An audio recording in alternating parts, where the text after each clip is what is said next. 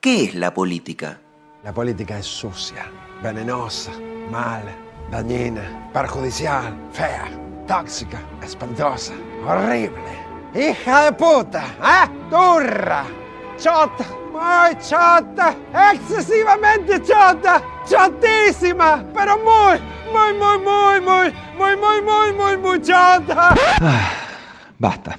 Este podcast piensa todo lo contrario.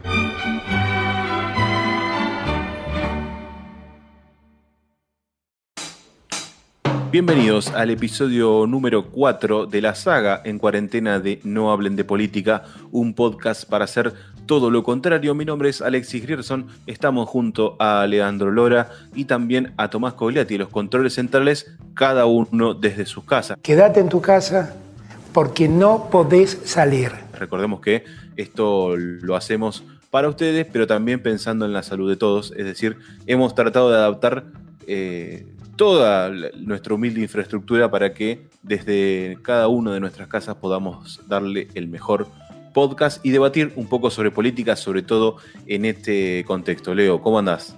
Ale, ¿cómo estás? Bien, bueno, acá andamos, atravesando la cuarentena día a día. Es como día a día. Venite a día. Hay que sobrellevarla. Sí, en todos los sentidos. Además, pensaba, yo ya ni me acuerdo qué día es. Yo no sé qué día fue porque no sé ni qué día vivo. O sea, cuarentena día 20 y pico. Estamos ya atravesando, por lo que se dio a entender, cerca de un poquito más de la mitad de la cuarentena obligatoria, podríamos decirle. Sí, estamos, obviamente que estamos más allá. Y me acuerdo incluso que cuando hablábamos cuando se presentó la cuarentena por primera vez, había chistes pero cuarentena no era 40 días, ¿por qué son? Y yo digo, me acuerdo que así, los que dijeron esas cosas hoy lo estarán repensando tal vez, sí. O seguramente ya ni se acuerden, pero me acuerdo que decían, ¿por qué le dicen cuarentena si en realidad son 10 días, que fueron los primeros 10 días, ¿no? Y ya lo venimos extendiendo y estirando y al final yo creo que cuarentena va a tener sus 40 días claramente y quién sabe si no más. Exactamente. Antes que nada, como nos hemos perdido tantos los días, felices Pascuas. ¡Felices Pascuas! La casa se está ordenando, podríamos decir. La casa no está en orden todavía, es verdad. Pero se está ordenando. Parafraseando al expresidente Raúl Alfonsín, en aquella Pascua de la rebelión de los Carapintadas, hoy tenemos una cuarentena, ¿sí? Y tuvimos novedades bastante frescas de lo que sucedió este último viernes, con la confirmación inevitable de que el aislamiento preventivo social y obligatorio se extenderá hasta el 26 de abril inclusive. Uh-huh. El 27 de abril será otra historia, que la cual desconocemos, porque como ya han dicho muchísimas veces, esto es bastante dinámico. Por lo pronto, se vio un Alberto Fernández como el profesor. No sé si el de la Casa de Papel, pero sí como una cuestión más didáctica. Primero explicándolos por qué y después dando los anuncios, lo cual lo hizo mucho más interesante. Sí, una de las cosas que se destacaron y que me pareció como dato interesante, ¿no? El hecho del rating. El rating que tuvo la conferencia de prensa de Alberto Fernández el viernes por la noche,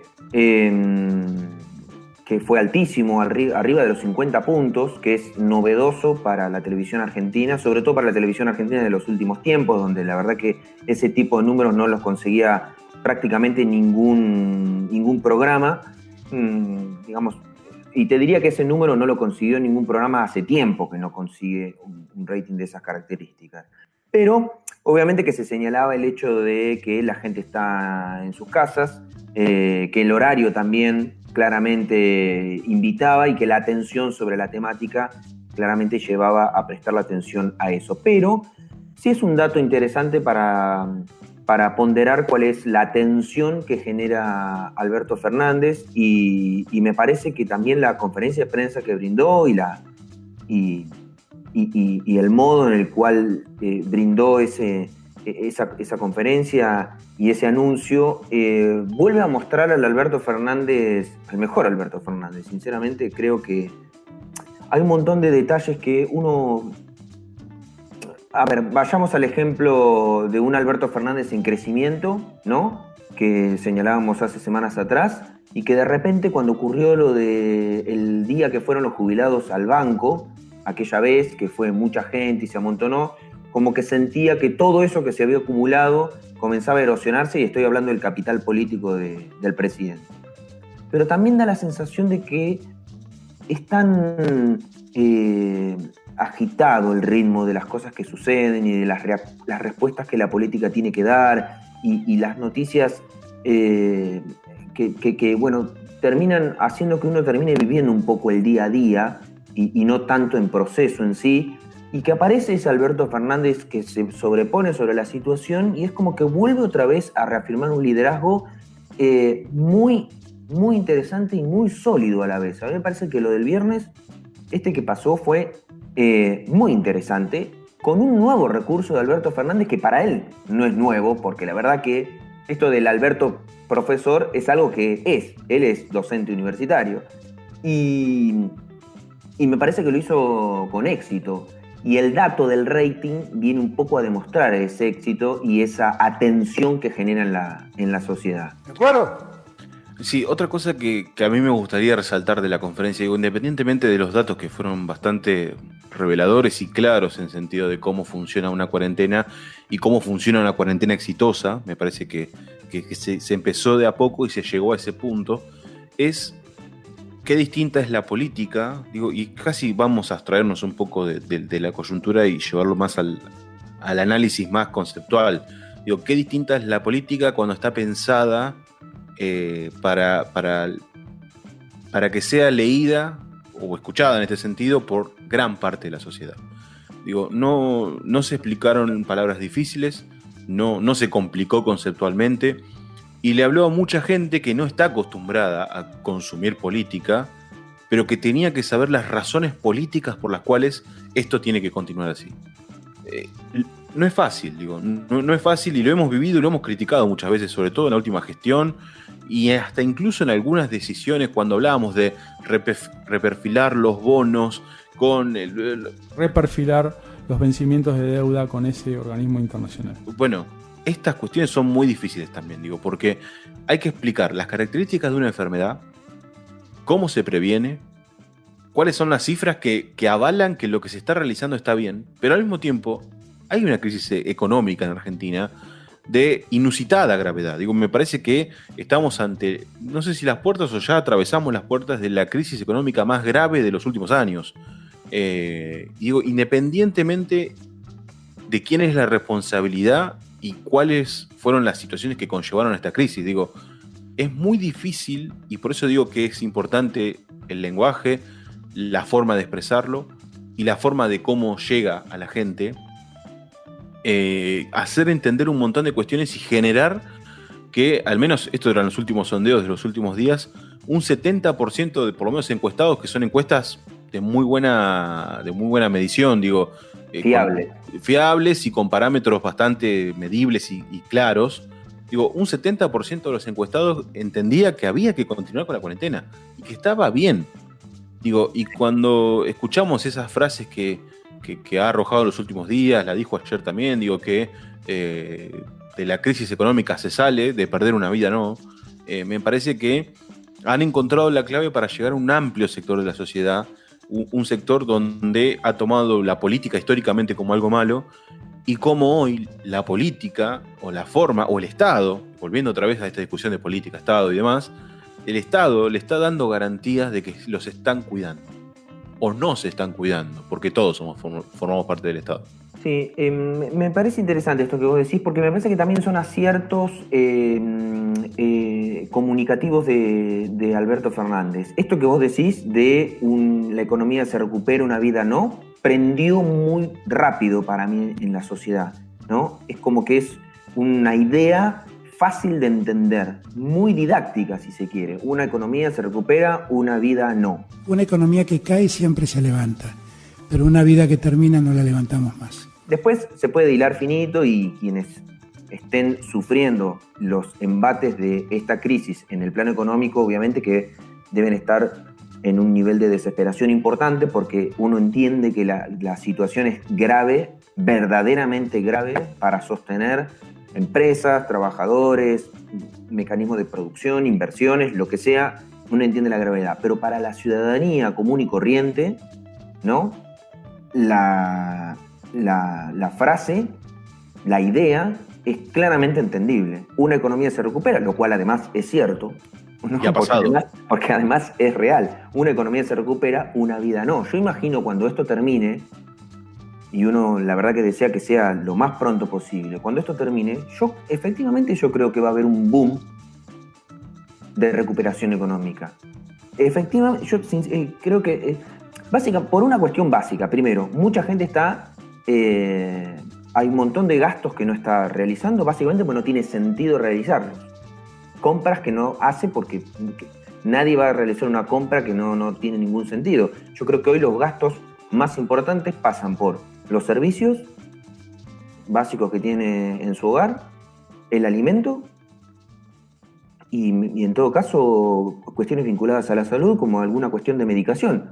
Y no sale de ahí. No se compra ropa, no se va de turismo, no compra elementos técnicos. No digo que no exista gente que no compre eso, pero la verdad que eso es en menor medida. Y cuando esto se termine y se pueda acceder a un montón de otros bienes y servicios, yo creo que eso se va a recuperar efectivamente con una tendencia bastante interesante y con un aliciente importante para llegado ese momento. Pero bueno, me parece que es un acierto esa idea que expresó Alberto y que tiene otras ideas también que son interesantes, que también llaman la atención de cómo es que captura la atención de la gente y que por eso creo que está llegando con el mensaje. Sí, a mí me parece, y ya trasladando a otro de los temas que transcurrieron esta semana, me parece que su presencia y su palabra está desactivando un montón de problemas que cualquier gobierno le significaría como algo grave. Incluso, si lo trasladamos comparativamente, en cualquier gobierno también serían graves. Digo, lo que pasó esta semana en el Ministerio de Desarrollo Social con la adquisición de productos de primera necesidad a un precio muy elevado. Cuando nos referimos a elevado, son niveles superiores a los que se consiguen en los supermercados. Compra de fideos, compra de aceite y azúcar fueron los tres que estuvieron apuntados. Generó el despido de un funcionario del gobierno, de una explicación que a mi entender al principio se quedó un poco corta, no terminó de llenar, pero cuando habló Alberto Fernández se acabó la polémica, ¿sí? Me parece que el valor de la palabra de Alberto Fernández hoy inspira mucha confianza. Digo, el error que comete, no sé si es un error, me parece que hay un montón de aristas. Yo apelo hoy por hoy a una buena voluntad de los funcionarios, pero hablando mal y pronto, la dejaron servida para que la oposición, sobre todo una oposición un poco más dura hoy por hoy al gobierno, relacione dos conceptos que históricamente y para mí justamente estuvieron relacionados: peronismo y corrupción. Uh-huh. ¿Sí? Un gobierno peronista que está comprando en una licitación productos de primera necesidad a un nivel mucho más alto, que significa que se robaron la diferencia. Sí, ese discurso prendió muy rápido, y Alberto Fernández cuando salió a hablar dijo: acá hubo un error, no pudimos encontrar a los culpables, entiendan que las empresas están haciendo las vivas. Digo, porque un análisis que no se hizo mucho fue que para adquirir alrededor de eran creo que 1 millón de paquetes de fideos, por poner una cifra, mismo caso azúcar, mismo caso de aceite, no hay muchas empresas que tengan el stock rápido y necesario para poder realizar esa compra. Entonces, esas 2 o 3 empresas que saben que tienen el stock, que tienen el poder de poder estoquear al gobierno de semejante forma, jugó con los precios. Sí, yo creo que el gobierno ahí estuvo blando. Me parece que es esa la explicación también, y me parece que es una buena oportunidad para cambiar el eje de la discusión. En vez de, por ejemplo, sería interesante que en vez de cacerolear, por ejemplo, por la baja de los sueldos o los salarios de los políticos, por ejemplo, se pueda cacerolear para denunciar a estas empresas. Porque estas empresas tienen nombre y apellido. Y la verdad que son las empresas que corren al gobierno en una situación de emergencia, y supongamos, ¿no?, que es esa efectivamente lo que ocurrió, y que juegan con un gobierno que está débil en el sentido de la que tiene una urgencia a resolver de manera inmediata, y están haciendo provecho y uso abusivo de una situación extrema. Bueno, la verdad que ahí digo blando porque esas empresas merecerían una sanción ejemplar, y el conjunto de la sociedad debería también salir a pedir la sanción ejemplar para ese tipo de prácticas de las empresas. Pero hay como un eje corrido y poco hay de discusión en ese aspecto. Sí, y también yo me gustaría agregar otra variable, que es que el gobierno, por evitar, me parece, una crítica más vinculada al autoritarismo, porque tranquilamente podrían haber aplicado la ley de abastecimiento, digo, en este caso, y haber adquirido los productos al precio fijado por el Estado, lo que decidieron fue comprar igual, digo, en el precio alto, un poco renegando y zapateando, pero comprando a ese precio al fin, y generó justamente toda esta discusión que no fue catalogado de un gobierno autoritario, pero sí fue catalogado de un gobierno corrupto. Creo que esas fueron las razones por las cuales Alberto Fernández le pide la renuncia a este funcionario, que además tenía un pequeño historial con otro tipo de irregularidades, lo cual lo hacía mucho más sospechoso. Me parece que está bastante claro que fue el tema quedó claro que fue una necesidad extrema que se compró. A ver, la licitación de todos modos se anuló, se va a volver a realizar con un precio fijado máximo por el Estado, digo, se terminó, y ahí podés hablar de lo que quieras, pero me parece que son las reglas del juego. Me parece que, digo, ¿por qué traigo este caso, que fue uno de los casos más mencionados durante la semana? Generó que otra vez Alberto Fernández, y me parece que empieza a ser un arma de doble filo, Alberto Fernández tenga que volver a ponerle el cuerpo a una situación evitable. Entonces, ¿qué pasa? Alberto Fernández tiene mucha confianza, pero también es el que está, vamos a decirlo por ahí en una terminología un poco más chabacana, está frenando todas las balas él, digamos, porque justamente a quien la gente le cree es a él, no tanto a otros funcionarios, sobre todo a un gobierno que ante cualquier mínima irregularidad, y sé que es injusto, se lo catalogue como corrupto. Digo, hay una asociación entre peronismo y corrupción tan fácil que cuando aparece es inevitable no pensarlo. Y sé que es injusto porque en la mayoría de la historia no ha sido así, o por lo menos no en su totalidad. No, y arranca este análisis. Porque Sí. también hay que ser consciente de que hay un juego de poderes que es interesante ponerlo sobre la mesa de discusión, de que la pandemia y la cuarentena no anuló el juego de la política. Claro. El juego de la política sigue allí, está lógicamente en vivo, activo, en acción. Y hay que tener en cuenta un elemento central. Alberto Fernández no puede, a los ojos de la oposición, tener entre el 70 y el 80% de imagen positiva. Alberto Fernández, en estos primeros 3 meses de gobierno, había tenido niveles de aprobación y había empezado relativamente bien, 67, 66% de aprobación, pero en estas últimas semanas eso incluso ha ido subiendo y hoy lo tenemos en más del 75% de aprobación. Esto, para cualquier político de la oposición, es un horror, porque no puede ser que el presidente tenga tal nivel de aceptación. Porque no nos olvidemos de que al margen de que el juego de la política sigue vigente, el año que viene hay elecciones.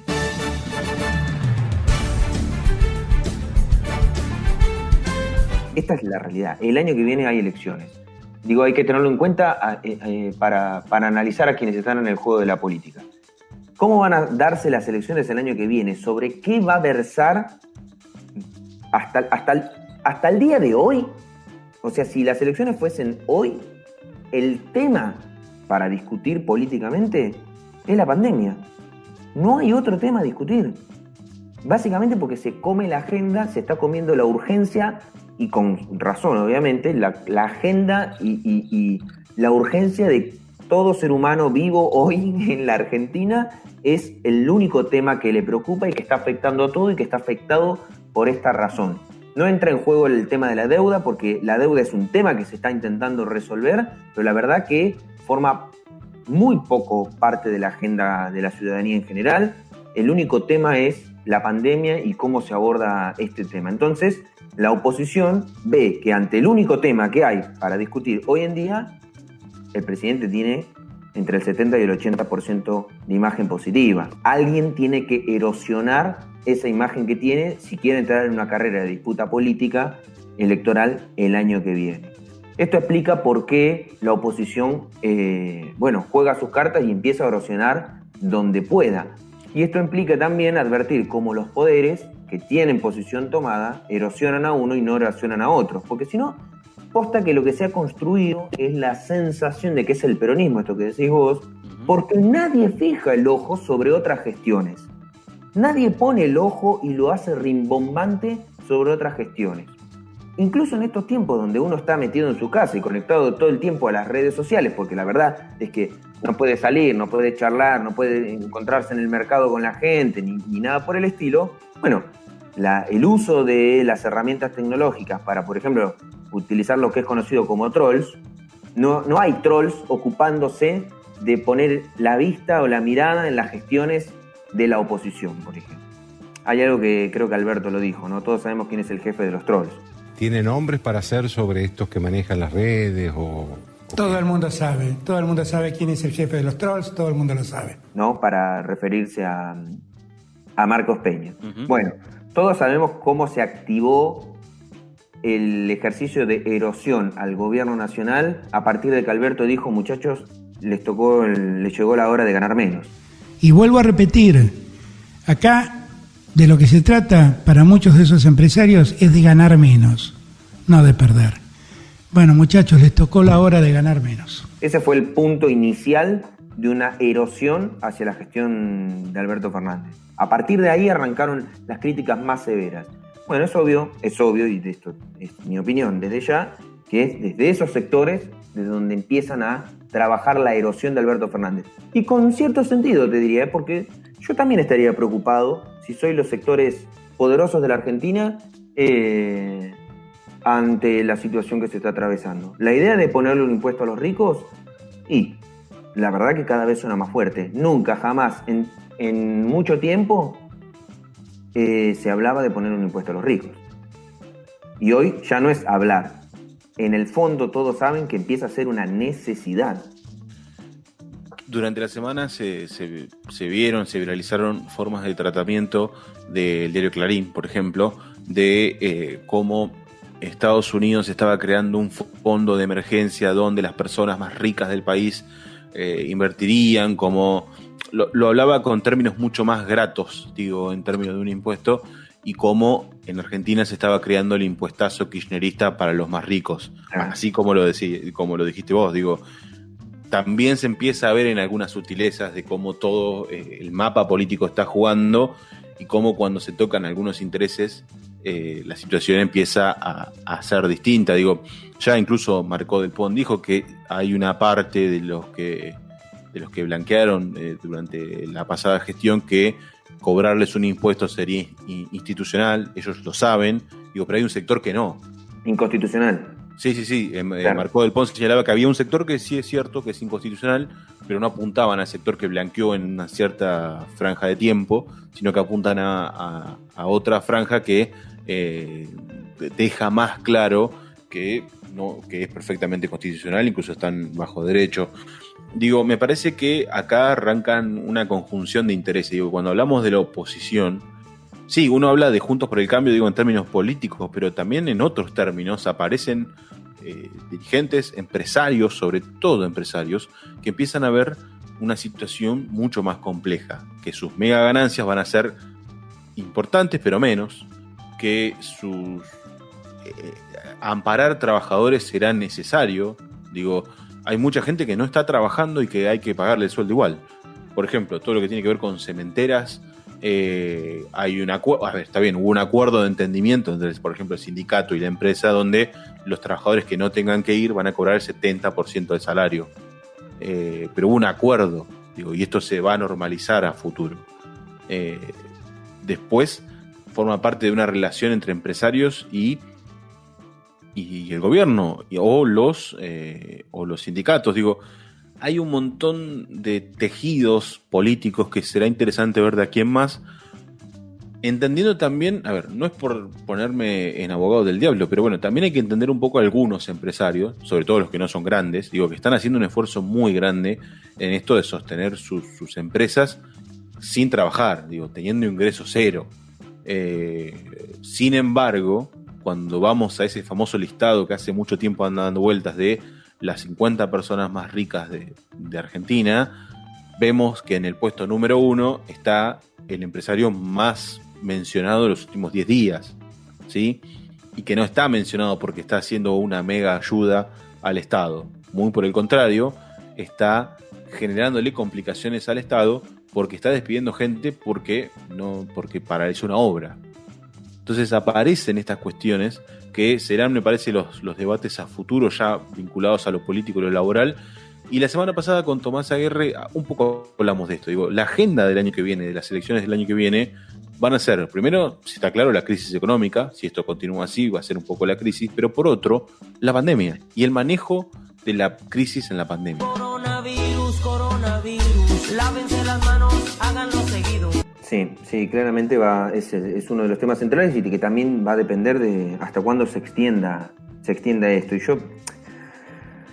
yo suelo observar a China porque es en donde nace el foco y bueno, y quien tiene una suerte de recursos para abordar la problemática. Y digo, bueno, cuando China resuelva, se podrá empezar a pensar, o entiendo yo que se puede empezar a pensar, al menos como primer análisis, eso no quiere decir que estrictamente sea así, pero en un análisis lineal vos pensás que el que primero surgió y que tiene muchos recursos para solucionarlo, bueno, es el primero que lo va a solucionar. Y una vez que lo solucione él, el resto lo va a poder, o por lo menos es un ejemplo de que se va a poder ir solucionando. Bueno, hasta el día de hoy China, la verdad, no lo solucionó. Esta es la realidad. De hecho, realizó la apertura de Wuhan, creo que es, ¿no? El pueblo donde se inició la expansión, digamos, del virus, y hizo la apertura, digamos, del pueblo que estaba en cuarentena, estaba cerrado y demás, pero con un montón de cuidados y requisitos. No es que liberó completamente y ya está, listo, acá no pasa nada.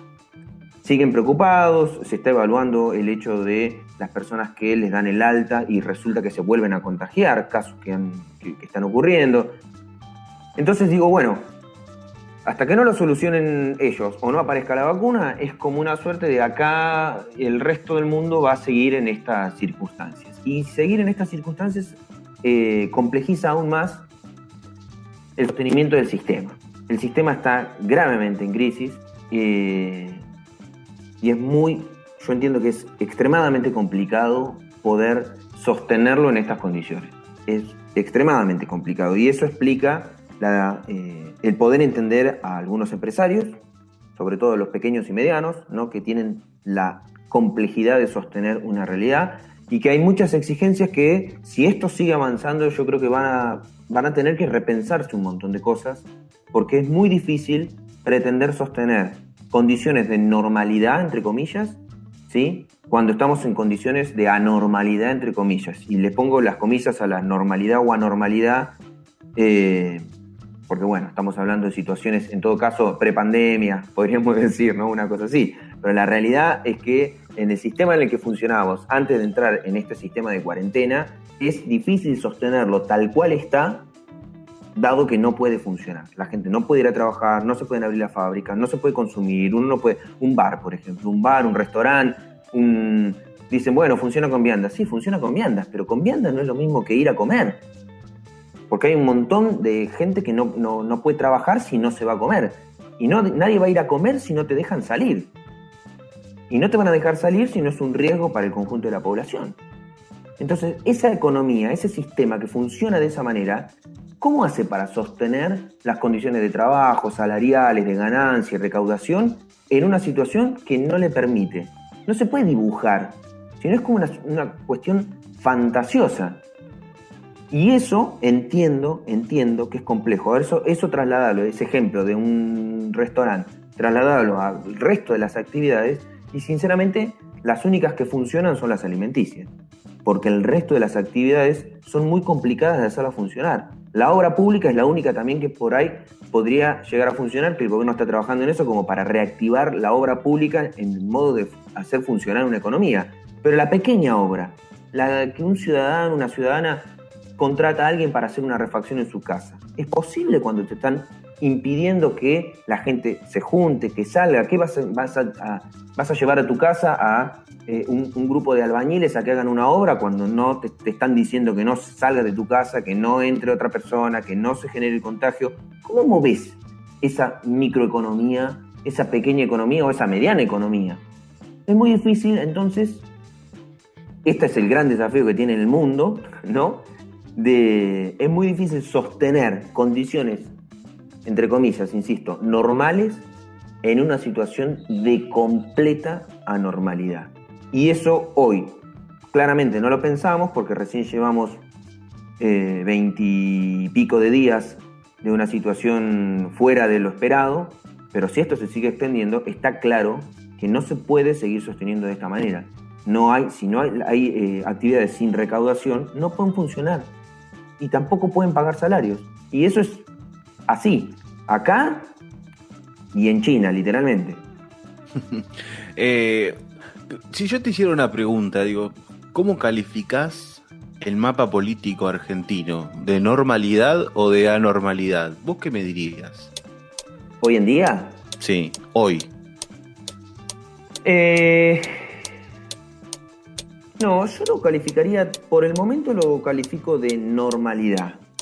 Bien, porque a eso queríamos llegar, al tema 3 de este podcast, que es, a ver, la interna de Juntos por el Cambio, podríamos titularla, pero me parece que también bien vale decir cómo es ser opositor en Argentina hoy, que me parece que es un poco más atinado, digo, porque en las últimas elecciones se ha hiperpolarizado la elección, digo, había quedado la elección marcada entre Alberto Fernández y Mauricio Macri, digo, Lavagna y demás del Caño, que habían quedado muy atrás, no forman parte de una representación masiva como si lo representó Juntos por el Cambio y el Frente de Todos, quien finalmente ganó la elección. ¿Cómo se reconstruyó justamente Juntos por el Cambio en ese mapa opositor? Y me hace acordar mucho al Frente para la Victoria en 2016, pero mucho, Tenés dos líneas. En el 2016. Sí, dos líneas. Una línea que entiende distinto la derrota, entiende distinto el contexto y señala, bueno, vamos a acompañar. Este es un momento para acompañar al presidente porque si al país le va bien, nos va a todos bien, hay que gestionar y demás, y acompañan con leyes, con medidas, digo, esto pre-pandemia y durante la pandemia. Medianamente fue siempre igual.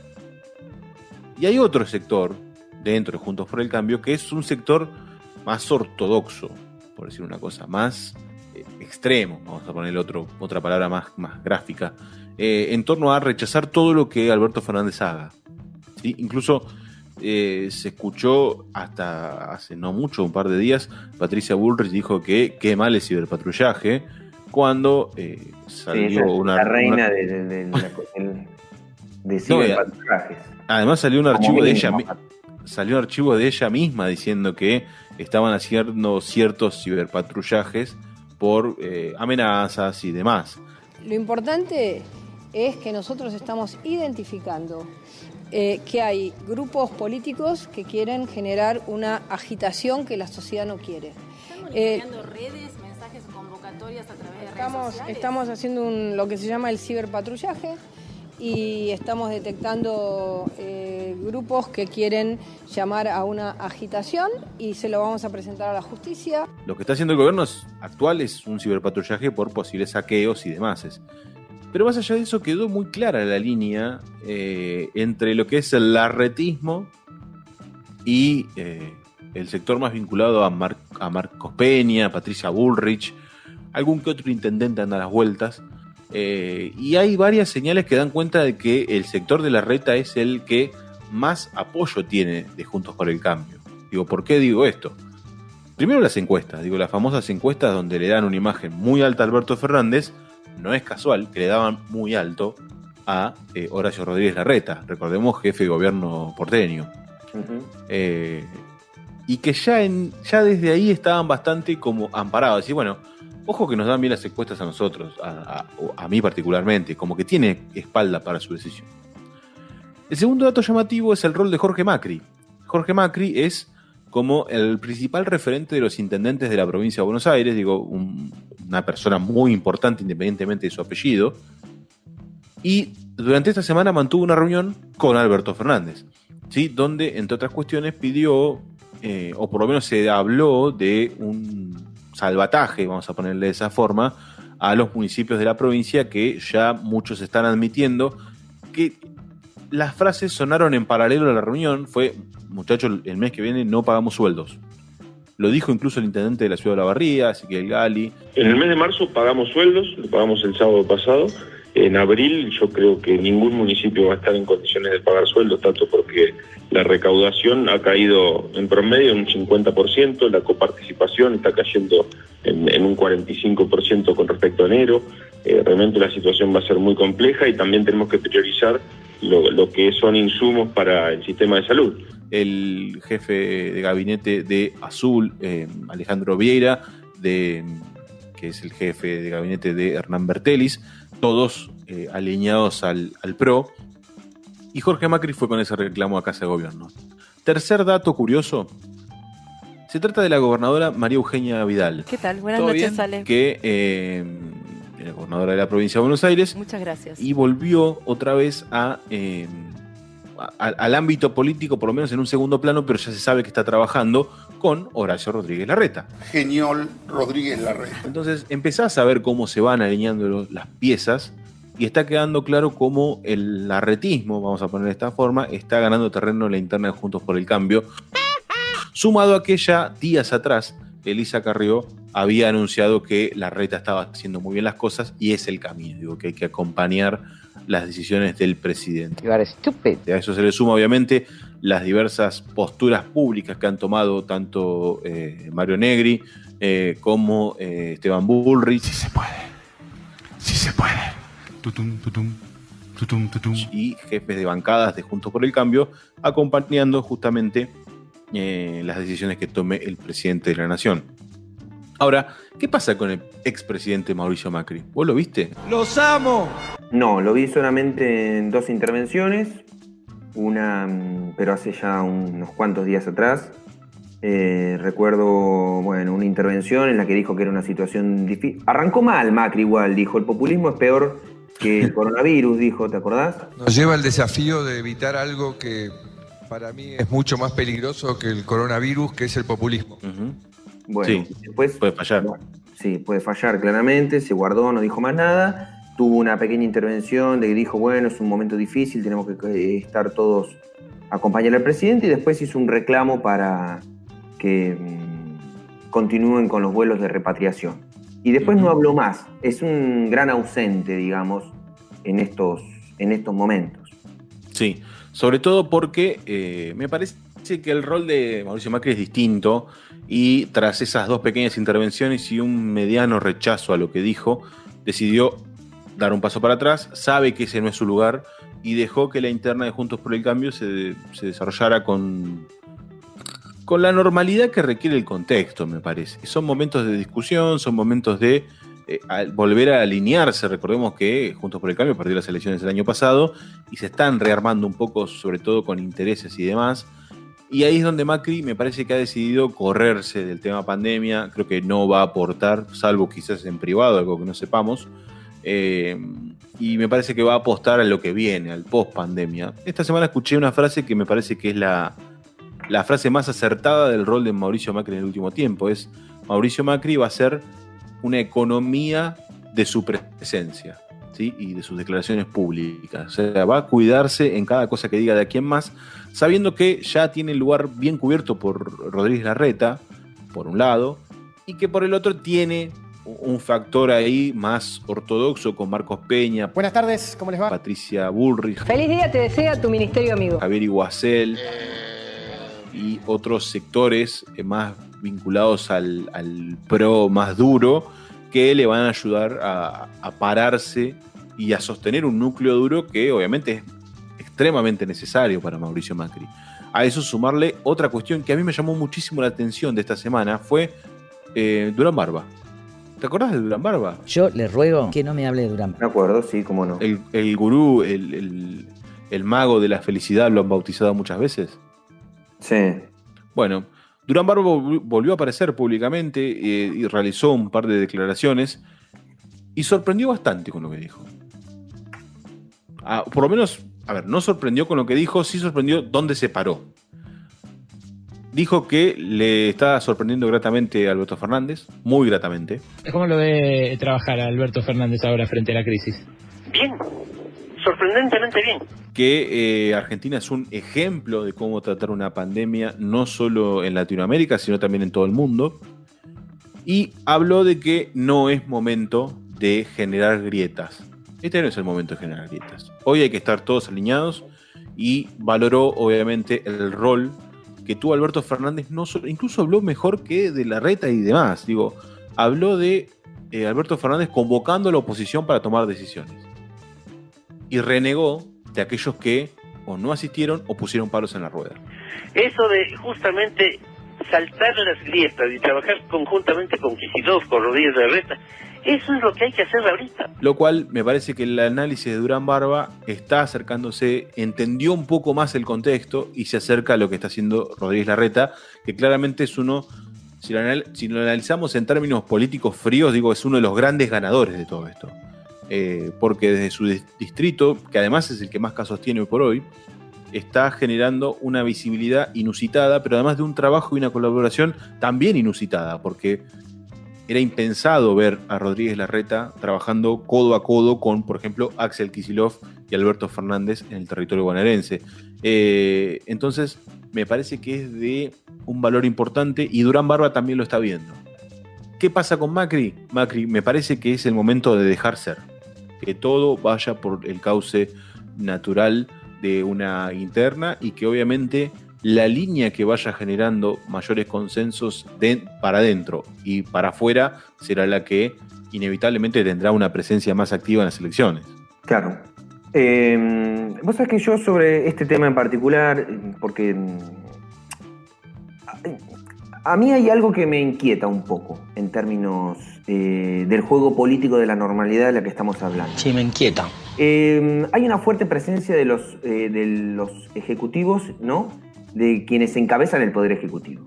Es como que, de alguna manera, yo siento que Alberto Fernández, no te digo que sea automático, pero me parece que sirve como análisis, el ponerse al frente de la situación obligó a todos los ejecutivos a imitar el rol que está teniendo Alberto Fernández en el manejo de esta situación. ¿Sí? Es el presidente de la nación el que se pone al frente, es la cara visible, es el que recibe las balas, es el que devuelve las balas, es el que actúa acorde, es el que lidera y es el que habla y es el aglutina todo. Lo mismo han tenido que hacer el resto de los ejecutivos. Lo vemos en los gobernadores, son ellos quienes se han puesto al frente, hacen conferencia de prensa, son los que hablan, dan los datos, ¿no? Lo vemos en los municipios, son los ejecutivos municipales quienes se ponen al frente de la situación y demás. Lo que a mí me llama la atención es justamente, me da la sensación de que hay una superconcentración de actividades y de discursos y de herramientas en, vamos a hablar exclusivamente del presidente de la nación. Claramente esto lo maneja muy bien Alberto Fernández porque esto le da los números que se están advirtiendo que tiene él, pero yo siento que no se destaca nadie más en el gobierno más allá del presidente de la nación. El presidente ha aglutinado tanto todas las tareas que es el único que sobresale. Y yo pensaba, ¿no?, traspolando esto al escenario electoral del año que viene, porque es inevitable pensar en términos electorales y sobre todo en el juego de la política, ¿qué figuras están sobresaliendo para que, si el año que viene la discusión es exclusivamente pandemia y coronavirus, quién va a resaltar por fuera de Alberto Fernández a la hora de proponer candidaturas, por ejemplo, ¿no? Alguien dirá, bueno, no es momento, bueno, nuestro podcast habla de política y se permite este tipo de proyecciones a futuro. Pero digo, ¿quién va a hablar? ¿Quién va a ser la cara? O sea, El año que viene entiendo yo que va a haber un rol fuertísimo de Alberto Fernández en términos electorales, porque va a haber que asociar la figura de Alberto a quien proponga como candidato o candidata. Porque incluso en una cuestión asociada a la salud, ni siquiera el ministro de Salud de la Nación tiene un protagonismo acorde, porque está tapado, para ser gráfico, por el presidente de la Nación. El presidente incluso hace las veces de la comunicación que podría tranquilamente hacer el ministro de Salud, porque el ministro de Salud está trabajando, está haciendo su tarea y demás, pero lo informa el presidente. La conferencia de prensa del viernes me sorprendió, porque en la conferencia de prensa del viernes hubo 4 personas en esa conferencia. Estuvo el presidente de la Nación, estuvo el jefe de gabinete, estuvo el ministro del Interior y estuvo el ministro de Salud. ¿O no? Sí, sí, claro. ¿Está claro? Diría Alberto Fernández, ¿no? ¿De acuerdo? Bien. Paradójicamente, y sinceramente a mí la imagen me sorprendió, y no puedo no analizarla, es por qué en la mesa estaban el jefe de gabinete y el ministro del Interior y el ministro de Salud de la Nación en este tema en una silla sentado al lado. Estos días hemos escuchado mucho la frase distanciamiento social. A mí me parece que en términos de imagen y construcción de imagen política, el que tenía que estar sentado en la mesa es el ministro de Salud, no el jefe de gabinete y el ministro del Interior. Yo ya empiezo a sospechar que lo de Santiago Cafiero y lo de Guado de Pedro son en realidad 2 maniquí.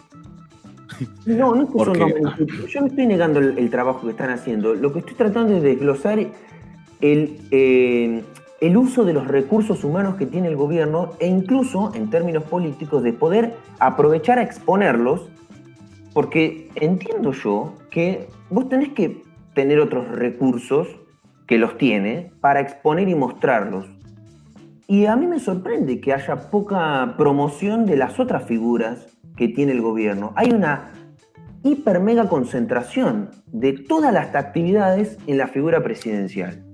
Es inmensa la cantidad de actividades que concentra el presidente de la Nación y en términos de difusión, no estoy diciendo que todas las hace el presidente, lógicamente que el presidente no está haciendo todas las actividades, pero las actividades de todo el resto las comunica el presidente de la Nación. Y a mí eso me parece, yo entendería que en términos políticos, no, la verdad que no lo sé, pero para mí es no sé si es un error,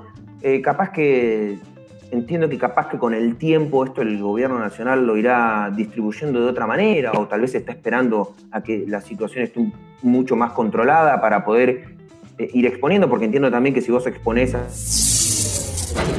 Opa. Dice, mamá, ¡sacá la mano de ahí, carajo! No, estoy con el pan nada más. Acaba de cortar la electricidad porque metiste un cuchillo ahí que después queda electrificada, loca. Ah, bueno, no importa. Hay algo que morir. No te puedo creer. Saqué el pan, Ricardo. Mamá, cortaste toda la luz, tocaste algo para electrificar. Que toqué ahí. El análisis que usted estaba escuchando fue interrumpido por un inesperado corte en el suministro eléctrico. Todos nuestros sistemas de telecomunicaciones cayeron. En breve retomaremos. Bueno, pasado este percance que nos mantuvo en vilo durante varias horas, nos frenó nos frenó el impulso. Exactamente. Y el análisis por unas cuantas horas en la ciudad de Olavarría y la zona, así tenemos entendido, retomamos este análisis. Con lo cual revelamos cuándo estamos grabando también, si se quiere, por lo menos para la gente de Olavarría. Pero en definitiva lo que estaba diciendo es que me llamaba poderosamente la atención esto de la fuerte presencia en comunicar que está teniendo Alberto Fernández de todas las áreas de gobierno y que no están teniendo protagonismo ni voz los representantes de las distintas áreas de gobierno. Hay como una decisión claramente, ¿no?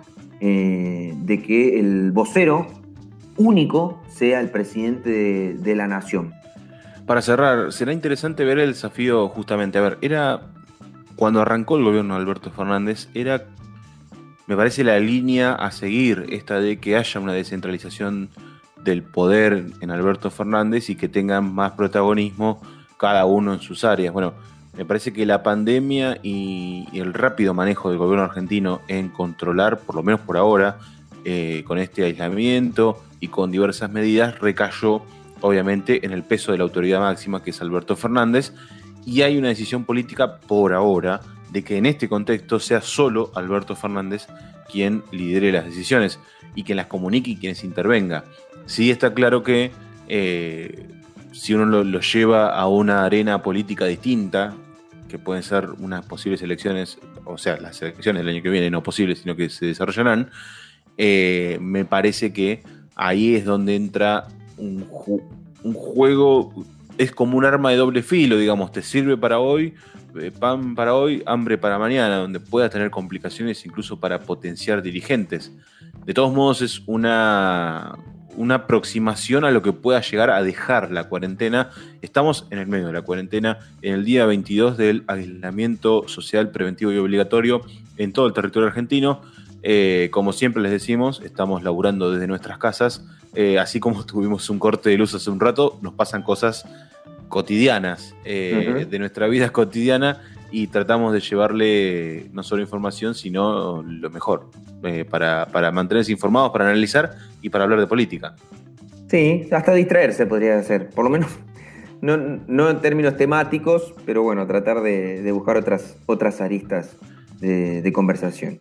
Como siempre les decimos, síganos en redes sociales, nos buscan como No Hablen de Política en Facebook, @Hablen de Poli en Twitter, Hablen de Política en Instagram, o directamente nos buscan en los canales de YouTube o de Spotify donde subimos los episodios. Se suscriben y van a estar al tanto de todo lo que surja por ahora cada domingo con esta saga. Es como la saga de Star Wars, no solo porque es una saga, la saga en cuarentena, sino porque pusimos los números de cualquier forma.